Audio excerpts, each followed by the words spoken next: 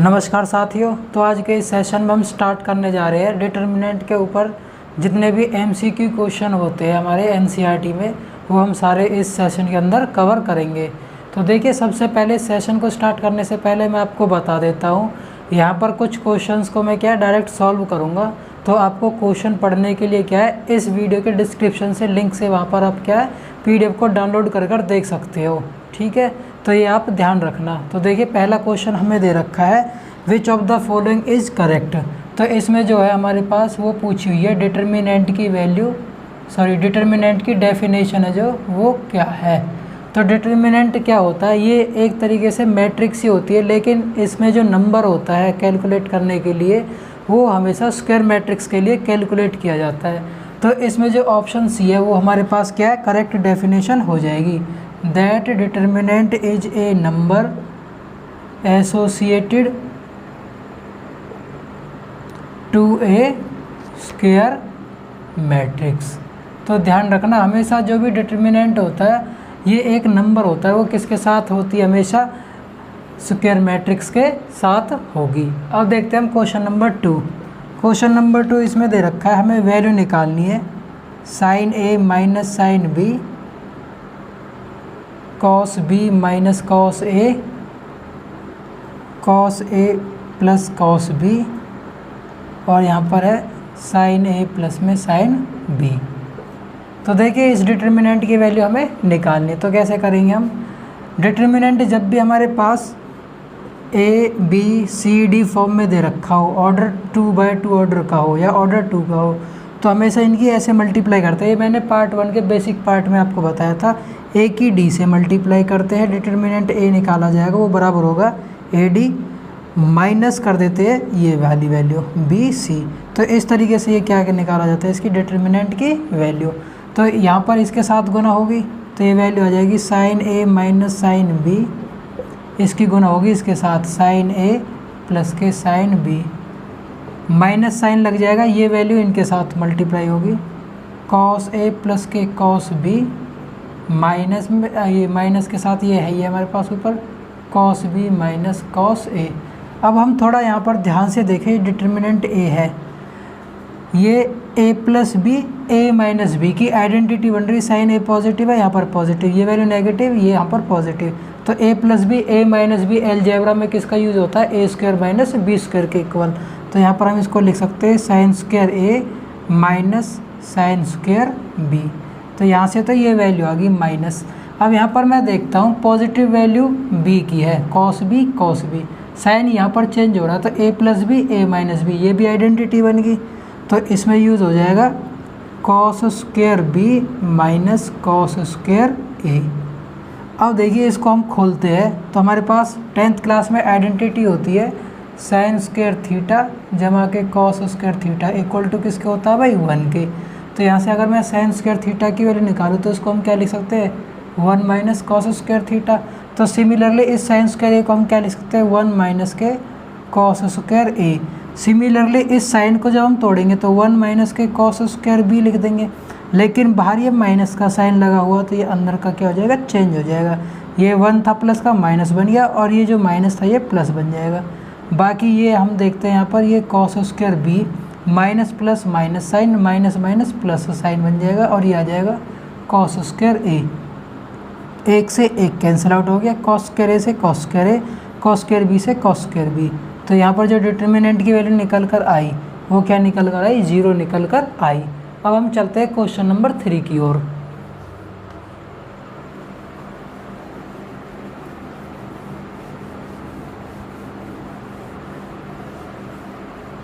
देखिए, question number 3 है जो हमें दे रखा है, the value of determinant sine 30 cos 30 minus sine 60 cos 60।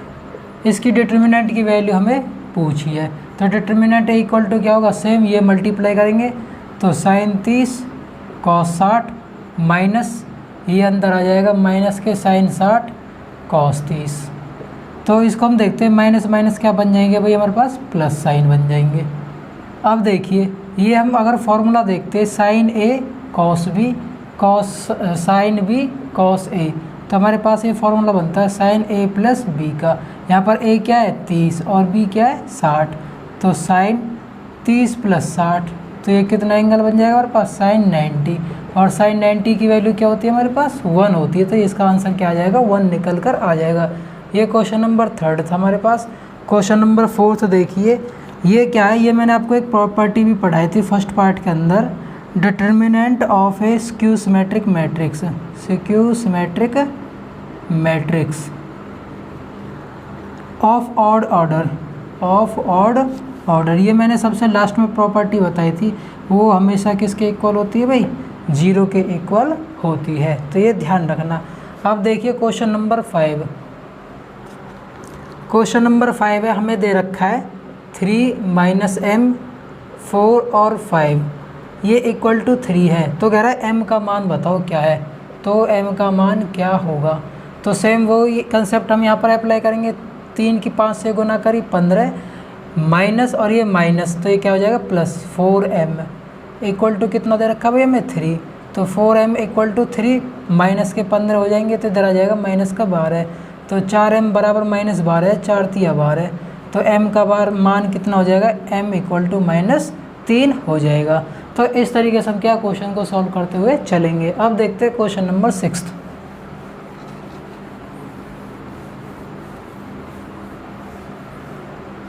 Question number 6 है जो, वो हमें दे रखा है सेम 5वें क्वेश्चन की तरह है, if x 3 12x equals to 6 to 18 6, तो x की वैल्यू क्या है, ये क्वेश्चन में पूछा है।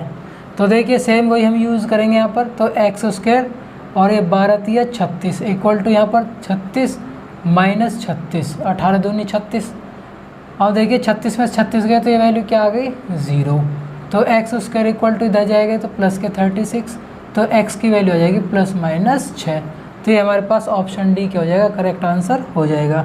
नेक्स्ट क्वेश्चन देखिए हमारे पास 7, ये 6 था, 7 क्वेश्चन देखिए। अब हमें क्या कोफैक्टर निकालने, इसमें क्या निकालने भाई कोफैक्टर। तो कोफैक्टर निकालने के लिए मैंने आपको बताया था CIJ जब भी हम निकालते हैं तो -1 की पावर i + j कर देते हैं, और यहाँ पर हम माइनर निकाल देते हैं, क्या निकाल देते हैं माइनर निकाल लेंगे, A11 से या IJ से जो रिप्रेजेंट करते हैं हम, ठीक है। तो A क्या होते हैं हमारे पास माइनर होते हैं, क्या होते हैं भाई माइनर, और C से जो रिप्रेजेंट करते हैं उसको हम क्या बोलते हैं कोफैक्टर। अब देखिए इसके लिए मैं आपको एक इजी सा एग्जांपल लेकर एक्सप्लेन करता हूँ। सपोज़ करो मेरे पास एक ये हमें डिटर्मिनेंट दे रखा है 1 2 0 3 -1 1 2 -2 1, हमें इसमें क्या कोफैक्टर निकालना पहले वाले एलिमेंट का। तो देखिए किस तरीके से निकालेंगे, -1 की पावर 1 + 1 कर देंगे तो 2, जो ये हमें एलिमेंट है जिसका पूछा जाता है उसको -1 में इनका सम कर देते, i + j लिख देते, ऊपर फॉर्मूला मैंने बताया था। अब माइनर कैसे निकालेंगे, देखिए ये मैंने ली तो ये रो हमने ऐसे ढक दी, ठीक है, और ऊपर से हमने ये ऐसे ढक दी, ठीक है। अब हमारे पास जो मैट्रिक्स बची वो कौन कौन सी बची, -1 1 -2 और 1, ध्यान से देख लीजिए -1 1 -2 और 1, तो यही हम यहाँ पर लिख लेंगे। अब हम क्या इसको सॉल्व कर लेते हैं, तो -1 का स्क्वायर करेंगे तो प्लस ही वैल्यू आ जाएगी यहाँ पर 1, और जब हम इसको सॉल्व करेंगे -1 और माइनस +2 हो जाएगा, तो ये वैल्यू 2 में से 1 गया तो 1 की गुना 1 से करेंगे तो इसका कोफैक्टर कितना निकल कर आया 1 निकल कर आया। सिमिलरली अगर मुझे यहाँ पर इस एलिमेंट की निकालनी हो -2 की, किसकी निकालनी हो यहाँ पर -2, तो हमारे पास एलिमेंट कौन सा, ये A31 है और ये A32 है, ऐसी तो रिप्रेजेंट करते हैं भाई हम A11 A12 A13 A21 A22 A23 A31 A32 A33। तो यहाँ पर जो ये मैंने एलिमेंट लिया ये A32 है, तो जब हम इसको सॉल्व करेंगे -1 की पावर 3 और 2 का सम हो गया 5, ठीक है। अब मैंने ये बीच वाली मैट्रिक्स और ये ऐसे मैंने क्या है वैनिश कर दी, तो मेरे पास वैल्यू बची A11 A13 की, तो A11 कितना मेरे पास 1, A13 यहाँ पर 0, ये ऐसे गई पूरी तो ये 3 और 1 बच गई इधर। अब ये -1 की ऑड होती है तो ये ऑड ही वैल्यू देगा यहाँ पर, और ये 1 और माइनस ये 0 हो जाएगा। तो 1 की -1 से गुना करेंगे तो -1 इसका क्या कोफैक्टर निकल कर आ गया। तो मैं उम्मीद करता हूँ कि आपने क्या ये समझ लिया होगा अच्छी तरीके से। तो अब हम सीधे अपने क्वेश्चन पर आते हैं।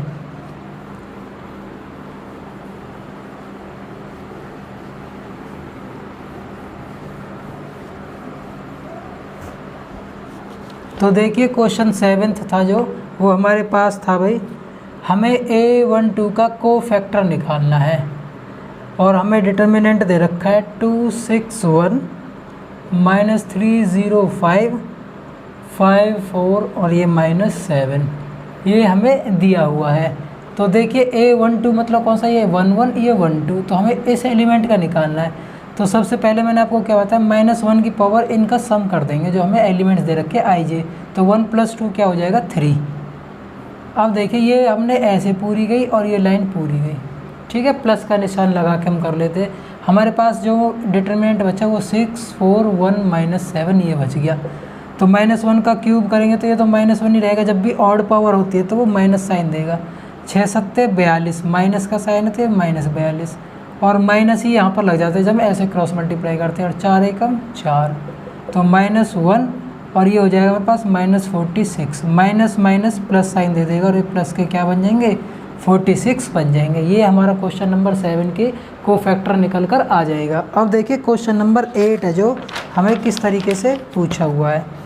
सिमिलरली सेम क्वेश्चन है। क्वेश्चन नंबर 8 में भी क्या है, ये हमें डिटर्मिनेंट दे रखा है 1 1 2 1 3 -4 3 -3 और ये -4।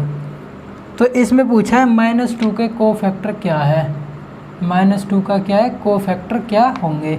तो देखिए सेम है, हमारे पास -2 इसमें है नहीं, ये है सॉरी। तो -2 क्या है भाई, ये वाला एलिमेंट है, इट मीन्स ये कौन सा होगा A31 एलिमेंट। तो -1 की पावर 3 + 1 कर देंगे 4। ये हम देखिए अभी ये है तो इसके सामने पूरी रो और ये ऐसे कॉलम पूरा खत्म, हमारे पास मैट्रिक्स बच गई 1 3 3 -3। तो यहाँ से हम सॉल्व करते, पावर कैसी है अब की बार E1 है, तो E1 है तो ये प्लस बन जाएगा यहाँ पर, और ये -3 और 3 3 9 माइनस के, तो ये वैल्यू आ जाएगी -12। ये हमारे पास क्या आंसर निकल कर आ जाएगा। अब देखिए क्वेश्चन नंबर 9 हम करते हैं।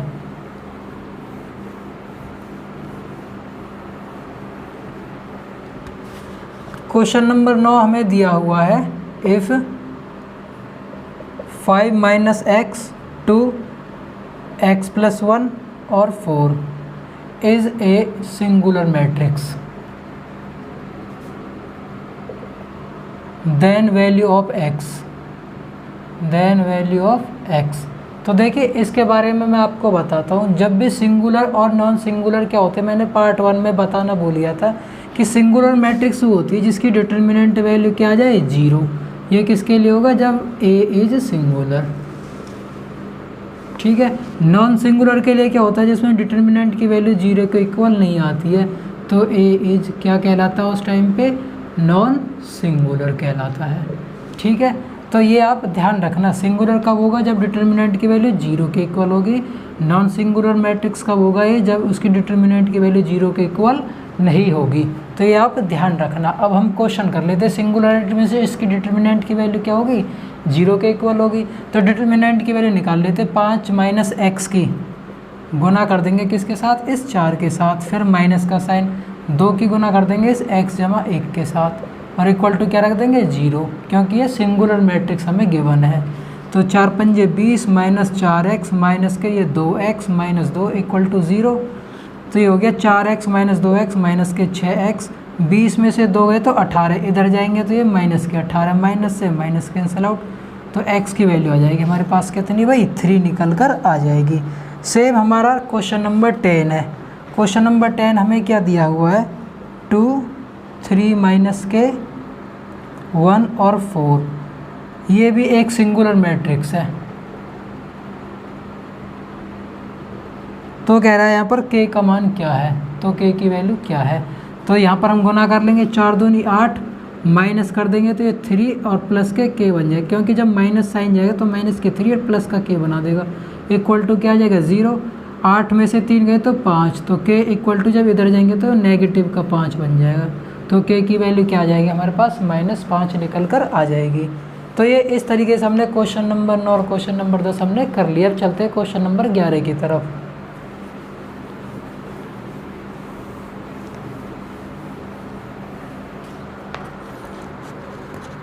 क्वेश्चन नंबर 11 है जो, ये हमें दे रखा है if A is a square matrix of order 3×3 then value of determinant 3a is, ये हमें ऑप्शन दे रखे 3 determinant a, 9 determinant a, 27 determinant a या नन ऑफ दीज। ठीक है, तो ये ध्यान रखना। तो मैंने क्या बताया था आपके, इसका एक सिंपल बेसिक कंसेप्ट बताया था पार्ट 1 के अंदर कि एक ए है जो ए इज ए स्क्वायर मैट्रिक्स, जो इसका कंसेप्ट है यहाँ पर भी आप समझ लो। तो A if A is a square matrix of order n then के एक डिटर्मिनेंट की जो वैल्यू होगी वो क्या होती है, k की पावर n तो बाहर आ जाती है, डिटर्मिनेंट a की वैल्यू हमारे पास अंदर मल्टीप्लाई में हो जाती है। तो ये इसका क्या बेसिक कंसेप्ट होता है। तो k हमें क्या, जो कांस्टेंट मल्टीप्लाई होता है उसकी पावर में तो जो ऑर्डर चला जाता है, कितने ऑर्डर के हमें मैट्रिक्स गिवन है, और साथ में मल्टीप्लाई हो जाता है डिटर्मिनेंट जो उसकी वैल्यू कितनी है। तो हम देखिए इस क्वेश्चन को करते हैं। और ये जो क्वेश्चन है हमारे HSSC क्लर्क का जो पेपर हुआ था 2020 के अंदर, उसमें इस कंसेप्ट के ऊपर क्वेश्चन पूछे हुए हैं। तो देखिए ये बहुत ही इम्पोर्टेंट टाइप है, थोड़ा सा कंसेप्ट आपको ध्यान से समझना है। तो देखिए हमारे पास जो कांस्टेंट है वो कितना है अंदर में, इसमें 3, और ऑर्डर कितना है इसका, 3 ऑर्डर का है। तो 3×3 और ये आ जाएगा डिटर्मिनेंट a, तो 3 की पावर 3 करते तो ये 27 आ जाएगा डिटर्मिनेंट a। तो 27 डिटर्मिनेंट a हमें ऑप्शन सी दे रखा है, यही हमारा क्या हो जाएगा, आंसर निकल कर आ जाएगा।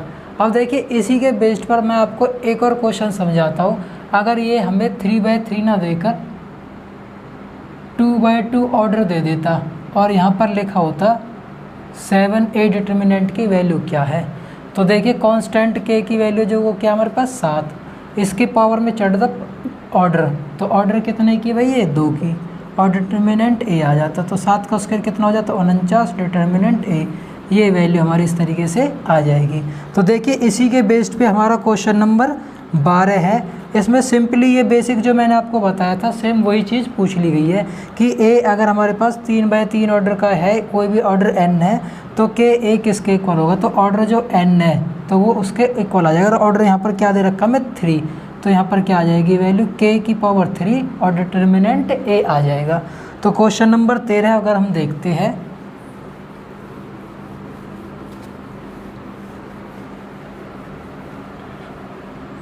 क्वेश्चन नंबर 13 है जो ये दिया हुआ है if a matrix A of order 3/3 has determinant 5 then value of determinant 2a। तो देखिए ये क्वेश्चन नंबर 13 था। ये जो भी मैंने आपको क्वेश्चन नंबर 11 क्वेश्चन नंबर 12 कराई है सेम उसी के कंसेप्ट पर है। तो 2 तो हम पहले बाहर ले लेते हैं। ऑर्डर कितना भाई इसका 3, और क्वेश्चन में गिवन है डिटर्मिनेंट a की जो वैल्यू है, ये है ना डिटर्मिनेंट है जो वो किसके इक्वल दे रखा है 5, तो ये डिटर्मिनेंट a आ जाएगा। तो 2 का क्यूब कितना होता है हमारे पास 8, और डिटर्मिनेंट a की वैल्यू क्वेश्चन में गिवन है 5, तो 8 की 5 से गुना करेंगे तो इसकी वैल्यू निकल कर आ जाएगी हमारी कितनी भाई 40 निकल कर आ जाएगी। तो इस तरीके से क्वेश्चन को हम क्या सॉल्व कर लेंगे। सेम क्वेश्चन नंबर 14 है हमारे सामने, इसी की तरह है, सेम है। ए मैट्रिक्स दे रखी है 3/3 ऑर्डर की, जिसमें आपको डिटर्मिनेंट ए बराबर दे रखा है 4 के बराबर। तो कह रहा है वैल्यू बतानी है हमें 3a की क्या होगी, और ऑर्डर कितने का दे रखा है 3/3 ऑर्डर का है। तो देखिए अब 3 तो हमें कांस्टेंट k की वैल्यू है, कंपेयर करते हैं जब, और ऑर्डर आ जाएगा इसका 3 और डिटर्मिनेंट a, तो 3 की पावर 3 खोलते तो वैल्यू आ जाएगी 27, और डिटर्मिनेंट ए की वैल्यू हमें दे रखी है 4, तो ये गुना में 4, 27 की और 4 की जब हम गुना करेंगे तो हमें कितना आंसर मिल जाएगा 108, 108 हमें मिल जाएगा। अब देखिए क्वेश्चन नंबर 15।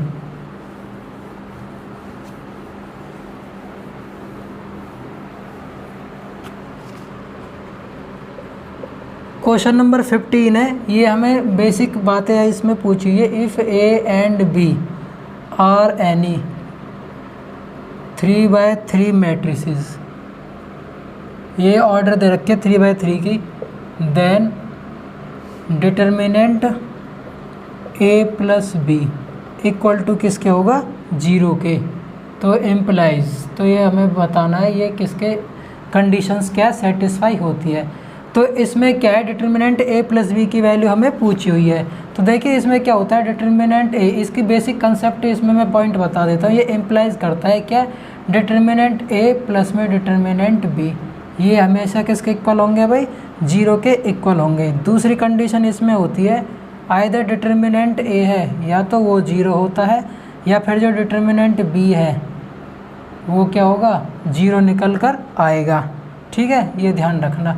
सी कंडीशन है जो इसमें, ये ध्यान रखना, इस डिटर्मिनेंट ए है या तो ये 0 होता है, एंड डिटर्मिनेंट बी भी क्या होता है इसमें 0 निकल कर आता है। चौथी कंडीशन इसमें क्या होती है, ए इक्वल टू 0 होता है और बी इक्वल टू 0 होता है। तो ये हमारे पास क्या है, मुख्य कंडीशंस होती है जब भी ये स्टेटमेंट अगर हमारे पास होगी। तो अब इसमें जो हमें ऑप्शंस दे रखे हैं वो दे रखे हैं, पहला ऑप्शन दिया हुआ है इसमें डिटर्मिनेंट ए प्लस में डिटर्मिनेंट बी, ये 0 होगा।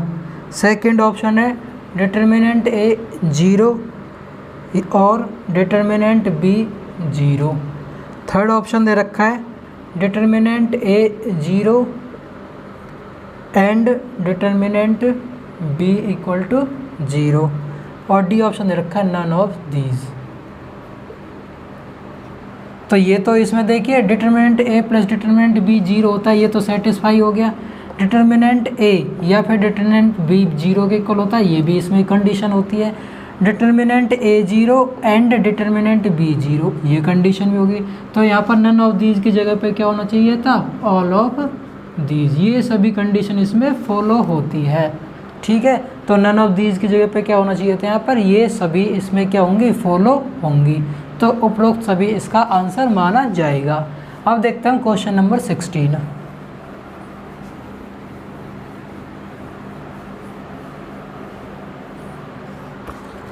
क्वेश्चन नंबर 16 है जो वो हमें दिया हुआ है, if A equal to 1 2 4 2 then 2a का डिटर्मिनेंट वैल्यू किसके इक्वल होगी। तो मैंने अभी आपको बताया था कि a डिटर्मिनेंट पूछा जाता है तो k की पावर n डिटर्मिनेंट है, और n क्या रिप्रेजेंट करता है, उसके ऑर्डर को रिप्रेजेंट करता है। तो कांस्टेंट, पहले तो हम इसकी क्या है डिटर्मिनेंट की वैल्यू निकाल लेते हैं। तो ये आ जाएगा 2 एकम 2 और -4 दूनी 8। तो ये डिटर्मिनेंट a की वैल्यू आ गई कितनी भाई हमारे पास -6। अब इसका जो ऑर्डर है वो क्या है भाई 2/2 ऑर्डर की है। तो k की वैल्यू कितनी है हमारे पास 2 की पावर 2 हो जाएगी, क्योंकि ऑर्डर कितना है इसका 2, और डिटर्मिनेंट a की वैल्यू क्या हमारे पास -6, तो ये -6, 2 की पावर 2 करेंगे तो कितना आएगा 4 और गुना में -6, तो ये वैल्यू आ जाएगी हमारे पास कितनी -24 निकल कर आ जाएगी। तो हमें देखिए ऑप्शन में तो ये दे नहीं रखा है इस तरीके से, तो ये यहाँ तक ही इसमें दे रखा है 2 की 2 डिटर्मिनेंट a, तो इसके अकॉर्डिंग ये ऑप्शन सही है। अगर हमें ऐसे अगर ऑप्शन में दे रखा है तो ये वैल्यू इसकी सही मानी जाएगी। ठीक है, अब देखते हैं हम क्वेश्चन नंबर 17।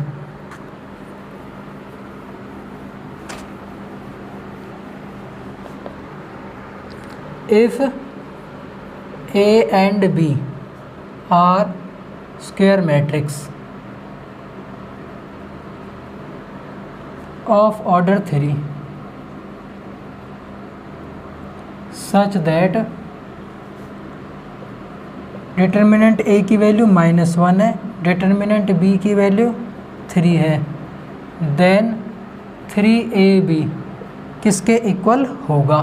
तो देखिए अब इस क्वेश्चन में हम कैसे करेंगे, तो सेम वही कंसेप्ट हम यहाँ पर करेंगे। के ए डिटर्मिनेंट की अगर हम वैल्यू निकालते हैं तो के की पावर n डिटर्मिनेंट ए के इक्वल होगा। तो इसमें ऑर्डर 3 है, तो के की पावर 3 डिटर्मिनेंट ए आ जाएगा। अब यहाँ पर ए और बी इकट्ठे हैं, तो डिटर्मिनेंट ए और डिटर्मिनेंट बी की वैल्यू साथ में आ जाएगी, तो ये रूल फॉलो होगा।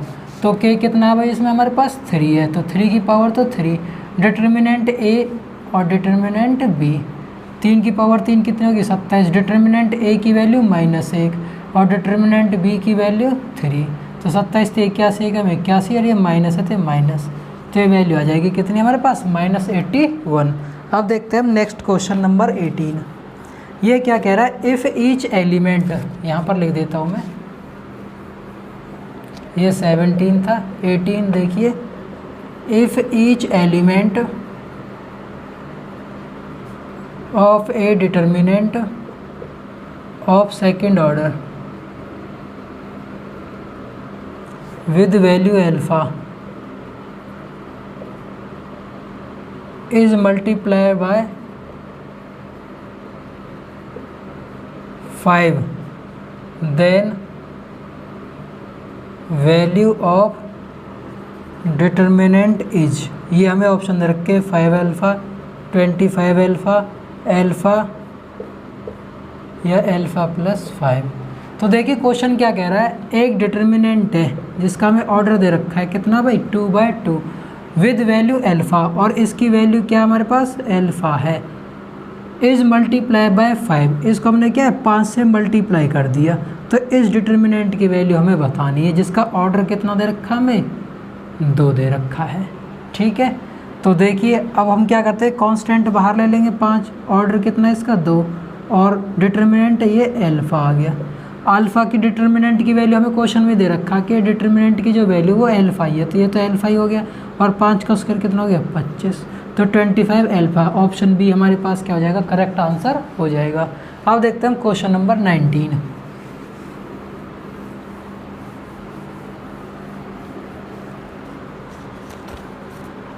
द वैल्यू ऑफ डिटर्मिनेंट, ये हमें दिया हुआ डिटर्मिनेंट 213, 235, 14, 21, 35। अब देखिए यहाँ पर डिटर्मिनेंट का एक रूल हमारे पास प्रॉपर्टी यूज़ हो रही है कि डिटर्मिनेंट के अंदर कोई भी दो रोज़ या 2 कॉलम सेम होती है, तो जो उसकी डिटर्मिनेंट की वैल्यू होगी वो हमेशा क्या होती है 0 निकल कर आती है। तो यही हम यहाँ पर कोशिश करते हैं बनाने के लिए। तो हमें देखिए पहले इसमें कॉलम दे रखा है 213, सेकंड 235। अब ये मैंने देखा ये वाला जो कॉलम है C3, इसमें ये क्या 7 के मल्टीपल है। अगर इसमें से मैं 7 गुना कॉमन ले लेता हूँ तो 7 दूनी 14, 7 तिया 21 और 7 पंजे 35, ये आ जाता है। यहाँ पर हम लाइन लिख देंगे टेकिंग 7 कॉमन फ्रॉम C3। तो देखिए अब ये देखिए C2 और C3 क्या बन गया हमारे पास, आइडेंटिकल हो गए, एक जैसे हो गए। इट मीन्स इस डिटर्मिनेंट की वैल्यू है जो वो क्या आ जाएगी 0, और बाहर गुना में 7 है, तो 7 गुना 0 करेंगे तो क्या आंसर आ जाएगा हमारे पास 0 वैल्यू निकल कर आ जाएगी।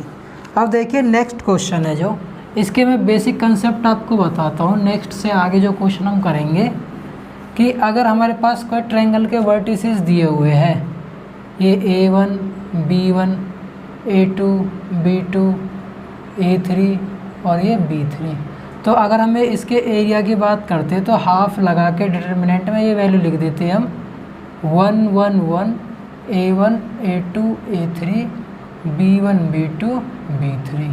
ये तो हमारे पास कंडीशन होती है एरिया के लिए, एरिया ऑफ ट्रायंगल, जब हमें क्या वर्टिसेस दिए हो, इनके क्या दिए हो भाई वर्टिसेस दिए हो। तो देखिए क्वेश्चन नंबर 20 है जो, किस तरीके से हम करेंगे। तो हमें पॉइंट दे रखे हैं 1, -1, 2, 4, -3 और 5। हमें इनका क्या निकालना है, एरिया ऑफ ट्रायंगल निकालना है। तो देखिए अब लगा दो 1, 1, 1, तो ये आ गया, ये 1, 2, -3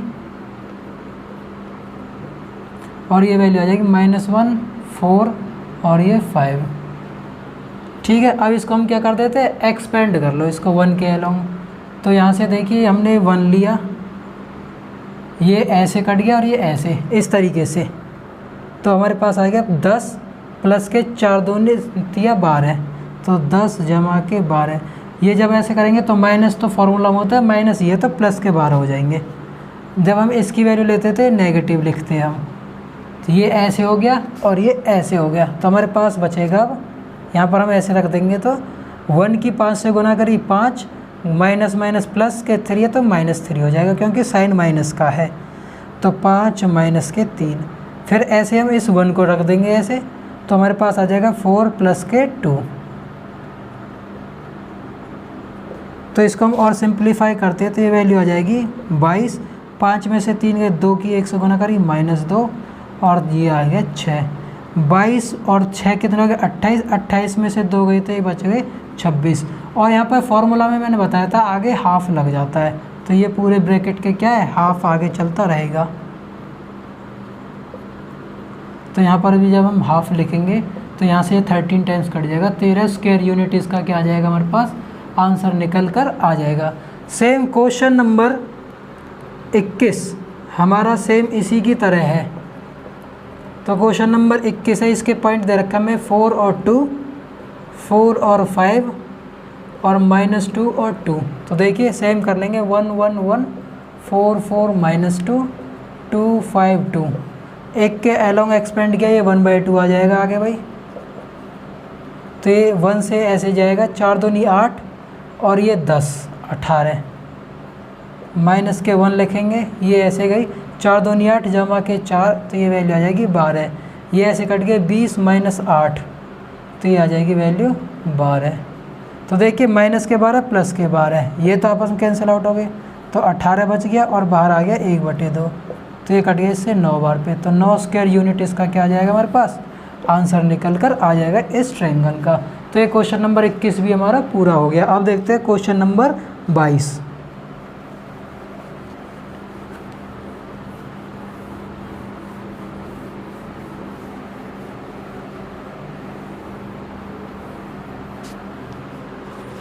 देखिए क्वेश्चन नंबर 22 है जो हमें दिया हुआ है, if the points 3 - 2 x2 and 8 8 are collinear,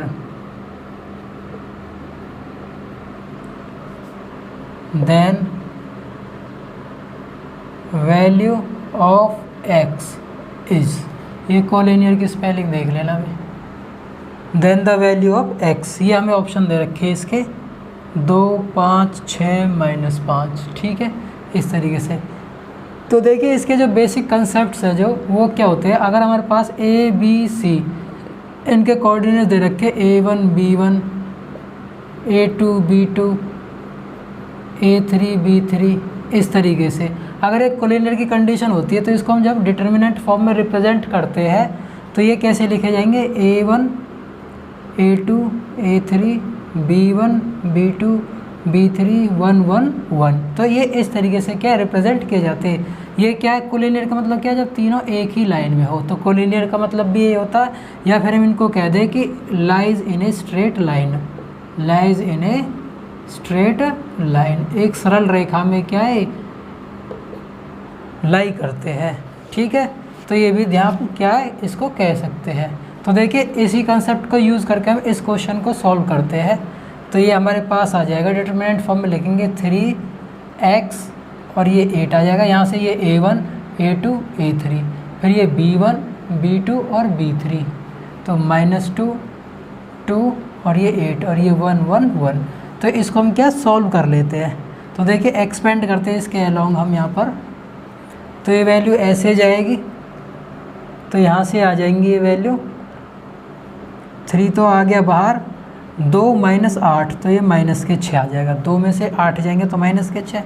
ये हमारे पास -2 है तो ये +2 बन जाएगा, क्योंकि मैंने बताया था जब इसके अलोंग एक्सपेंड करते हैं हम सेकंड एलिमेंट पे तो माइनस हम लेते हैं और माइनस इसमें दे रखा है तो प्लस हो जाएगा 2।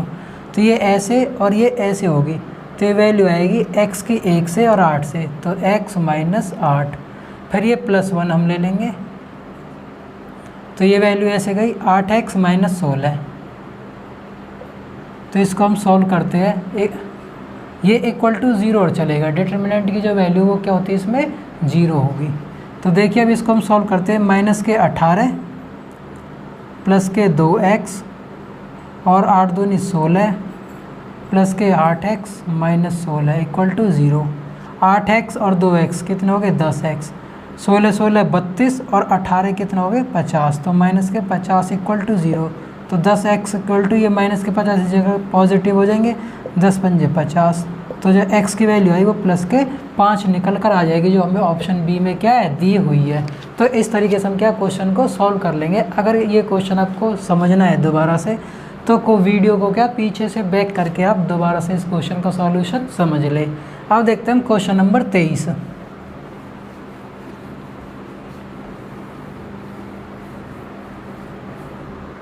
क्वेश्चन नंबर 23 है जो, वो भी हमें सेम ही है, बस अब की बार कोलिनियर की जगह पे क्या है स्ट्रेट लाइन। मैंने अभी पिछले क्वेश्चन में आपको बताया था कि कोलिनियर लाइन का मतलब क्या होता है, स्ट्रेट लाइन में ये क्या लाई करते हैं। तो क्वेश्चन 23 है, इसमें हमें पॉइंट्स दे रखे हैं 5 और 5, k और 1 और 10 और 7। तो कह रहा है k की वैल्यू क्या है हमारे पास। तो देखिए सेम हम कर लेंगे, 5k 10 5 1 7 1 1 1 = 0। तो जब हमने यहाँ से 5 लिया एक्सपेंड करते, तो 1 घटा 7 घटा के 6 माइनस के 5 लेंगे, तो ये वैल्यू और ऐसे कट जाएगी k - 10, फिर प्लस का 1 लिया, ये गया 7k - 10 = 0। तो ये माइनस के 30 माइनस के 5 के 10 × 5 = 50 प्लस के हो जाएगा, और ये 7 के और ये -10 = 0।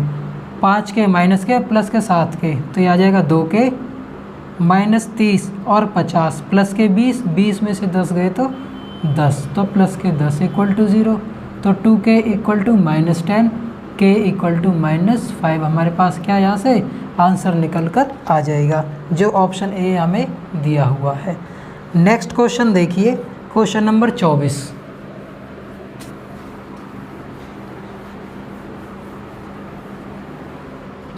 क्वेश्चन 24 है जो, वो हमें दिया हुआ है, इफ पॉइंट्स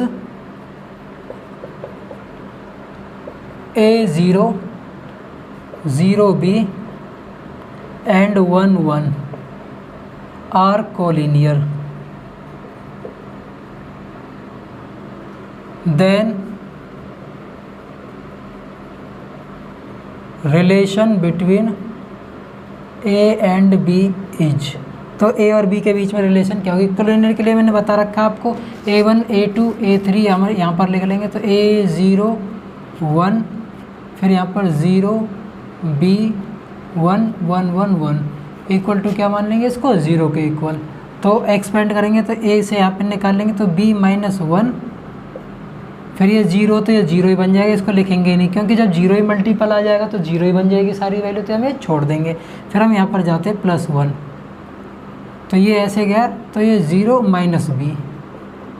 = 0। तो AB - A और माइनस से यहाँ पर करेंगे B = 0। ये हमारे पास क्या कंडीशन बनी, जो कि हमें ऑप्शन सी में हमें दे रखी है। तो सी ऑप्शन हमारे पास क्या करेक्ट आंसर हो जाएगा। अब देखिए क्वेश्चन नंबर 25।